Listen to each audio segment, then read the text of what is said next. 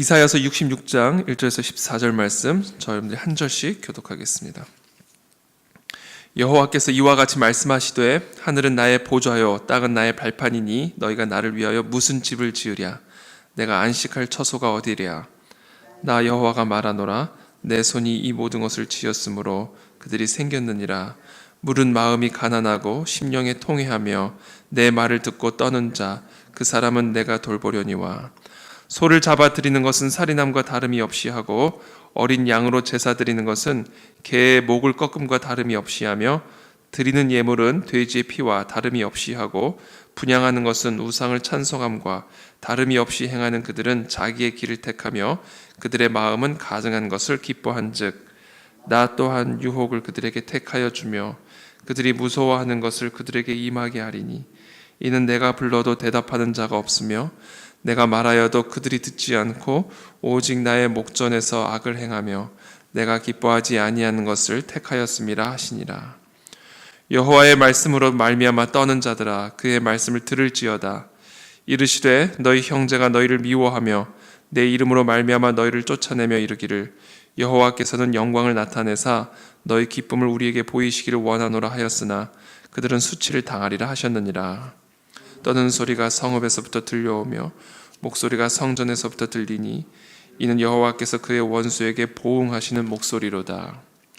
시온은 진통을 하기 전에 해산하며 고통을 당하기 전에 나말을 낳았으니 이러한 일을 들은 자가 누구이며 이러한 일을 본 자가 누구이냐. 나라가 어찌 하루에 생기겠으며 민족이 어찌 한순간에 태어나겠느냐. 그러나 시온은 진통하는 즉시 그 아들을 순산하였도다. 여호와께서 이르시되 내가 아이를 갖도록 하였은즉 해산하게 하지 아니하겠느냐. 네 하나님이 이르시되 나는 해산하게 하는 이인즉 어찌 태를 닫겠느냐 하시니라. 예루살렘을 사랑하는 자들이여 다 그 성읍과 함께 기뻐하라. 다 그 성읍과 함께 즐거워하라. 그 성을 위하여 슬퍼하는 자들이여 다 그 성의 기쁨으로 말미암아 그 성과 함께 기뻐하라. 너희가 젖을 빠는 것 같이 그 위로하는 품에서 만족하겠고 젖을 넉넉히 빤 것 같이 그 영광의 풍성함으로 말미암아 즐거워하리라. 여호와께서 이와 같이 말씀하시되 보라 내가 그에게 평강을 강같이 그에게 문나라의 영광을 넘치는 시내같이 주리니 너희가 그 성읍에 젖을 빨 것이며 너희가 옆에 안기며 그 무릎에서 놀 것이라. 어머니가 자식을 위로함같이 내가 너희를 위로할 것인즉 너희가 예루살렘에서 위로를 받으리니. 함께 읽습니다. 너희가 이를 보고 마음이 기뻐서 너희 뼈가 연한 풀의 무성한 같으리라. 여호와의 손은 그의 종들에게 나타나겠고 그의 진노는 그의 원수에게 더하리라. 아멘. 네, 오늘 긴 본문의 말씀인데요. 오늘 이 본문의 핵심 키워드는 이 말씀에 대한 순종이죠. 우리 5절에 여호와의 말씀으로 말미암아 떠는 자들아 그의 말씀을 들을지어다. 이 하나님의 말씀을 듣고 그 말씀 앞에 떠는 자, 이 떠는 것이라는 것은 이제 경외죠, 경외. 이 여호와 하나님의 말씀을 경외하는 자들, 그래서 그 하나님의 말씀을 듣고 순종하는 자들, 그와 같은 자들에게 주어지는 해산의 축복, 아이를 잉태하고 아이를 해산하여 그 아이로 말미암아 기뻐하며 넉넉한 젖을 물리고 그래서 그 앞에 안기며 그 무릎에서 놀며 마치 어머니가 자식을 위로함 같이 살아계신 전능하신 여호와 하나님의 위로가 이 황폐하게 폐허가 된 이 예루살렘을 위로하고 회복할 것을 하나님께서 예언하고 계시는 메시지입니다.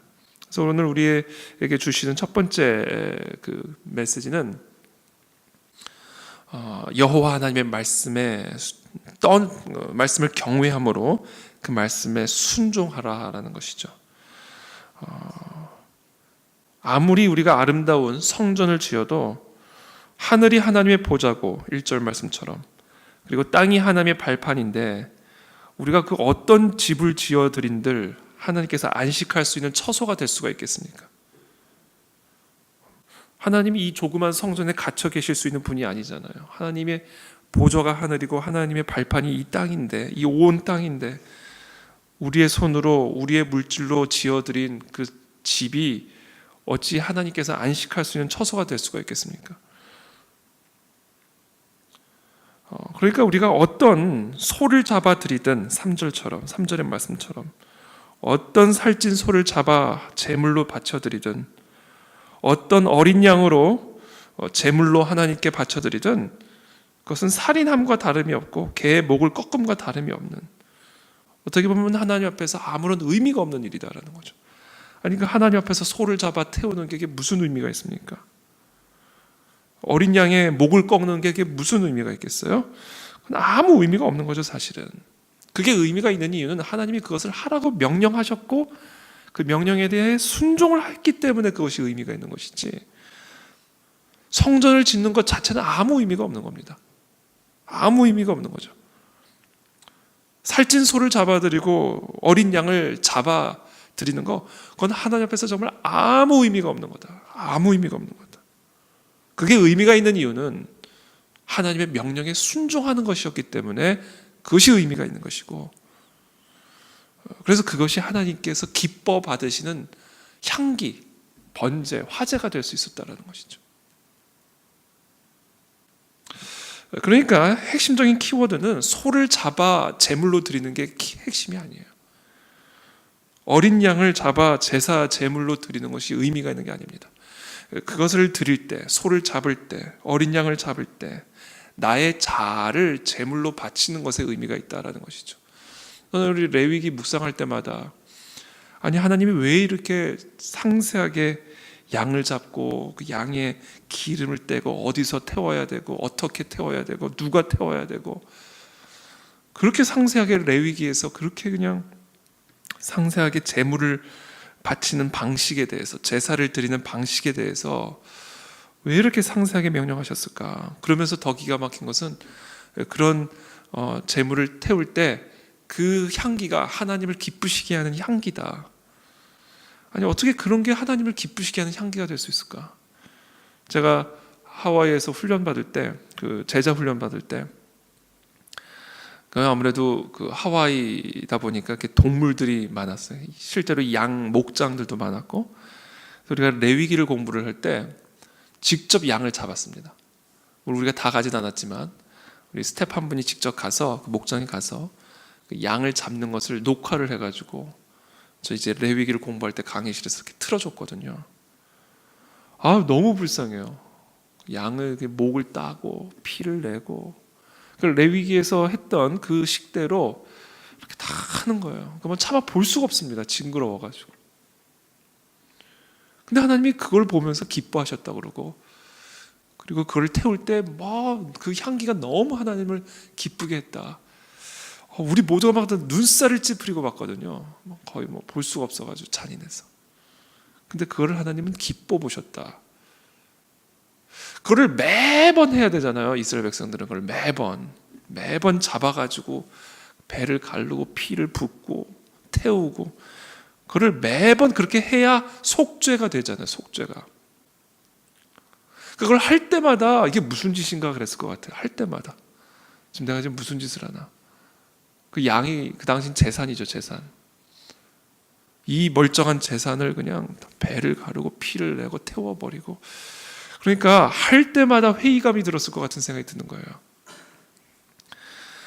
근데 그것을 이 하나님께서 명령하신, 레위기에서 명령하신 그 말씀 그대로 그것을 순종할 때 제가 무슨 생각을 했냐면, 결국은 이들이 이 제단에 올려드린 것은 이 어린 양이 아니라 결국은 자신의 생각이었구나, 자신의 방식이었구나, 자신의 자아를 결국은 이 어린 양의 제물과 함께 제단에 올려드린 것이었구나 라는 생각을 하게 됐습니다. 우리가 우리의 삶을 살아갈 때 어떤 하나님의 명령이 임하셨을 때, 그리고 그 명령을 반복적으로 행해야 될 때 때로는 그것이 아무 의미 없는 것처럼 느껴질 때가 있고, 어떨 때는 나의 상식에 반하는 것처럼 느껴질 때가 있고, 나의 의지하고는 정반대, 그래서 나를 죽이지 않고는, 나를 제물로 바쳐드리지 않고는 절대로 순종의 자리에 나갈 수 없게 하는 그와 같은 하나님의 말씀이, 명령이 우리의 삶 가운데 있죠.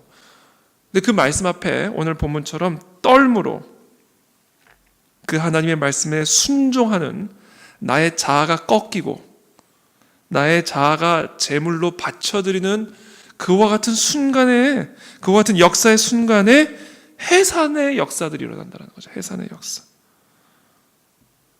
계속 산고, 계속 고통만 있는데, 이 정말 내가 꺾이는 이 순간에 해산이 일어나는 역사가 일어난다는 거예요. 그래서 기쁨이 들어오고, 회복이 일어나고, 치유가 일어나고, 하나님의 위로가 임하게 되고, 그래서 결국 오늘 본문이 우리에게 주시는 이 핵심적인 메시지는 우리에게 허락하시는 그 여호와 하나님의 말씀 앞에 나의 자아를 꺾는 심정으로, 나의 자아를 제단의 제물로 바치는 심정으로 순종하며 나아갈 때, 그때 이 진통이 해산으로 바뀌어지고, 그래서 정말 하나님이 약속하셨던 그 아이를 해산함으로 정말 슬퍼하던 자들이 다 기뻐하고 즐거워하고, 넉넉히 젖을 빠는 것 같이 그 위로하는 품에서 또 그 영광의 풍성함으로 말미암아 만족함과 즐거움을 누리게 되고, 어머니가 자식을 위로함 같이 살아계신 하나님의 아버지, 하나님 아버지께서 우리를 위로하시는 그 위로를 경험하고 누리게 된다. 이 모든 온갖 좋은 선물과 온전한 은사들이 하나님의 아버지로부터 내 삶에 쏟아져 내려오는 이와 같은 은혜와 축복은 무엇을 통해 이루어지는가? 나의 자아를 여호와 하나님의 말씀의 제단 위에 제물로 올려드리는 그 순간, 나의 자아를 여호와 하나님의 말씀의 권위 앞에 꺾는 그 순간, 이와 같은 하나님의 놀라운 해산의 축복을 우리가 누릴 수 있게 된다라는 것이죠. 그래서 저는 오늘 이 시간 그와 같은 은혜의 축복이 우리 가운데 있게 되기를 축복합니다. 하나님의 말씀의 제단 앞에 나의 자아를 올려드리시게 되기를 축복합니다. 마치 아브라함이 자신의 아들 이삭을 그 제단 위에 하나님의 명령을 따라 올려드릴 때 공급하시는 여호와 이레 하나님의 역사가 이 아브라함의 삶에 나타났듯이, 정말 우리가 하나님의 말씀 앞에 도저히 올려드릴 수 없는 그와 같은 자아를 올려드리는 그 순간 여호와 이레 하나님의 역사를 경험하게 될 것이고, 정말 믿음의 아들, 믿음의 사람이라는 그 칭함을 받음으로 다음 레벨로 올라가는, 하나님의 믿음의 사람으로 인정함을 받고 그 다음 단계로 우리를 이끌어 가시는 그 하나님의 신실한 손길을 경험하게 될 줄로 믿습니다. 그와 같은 은혜가 오늘 이 새벽에 있게 되기를 예수 그리스도 이름으로 축복합니다. 제가 기도하겠습니다. 살아계신 하나님 감사합니다.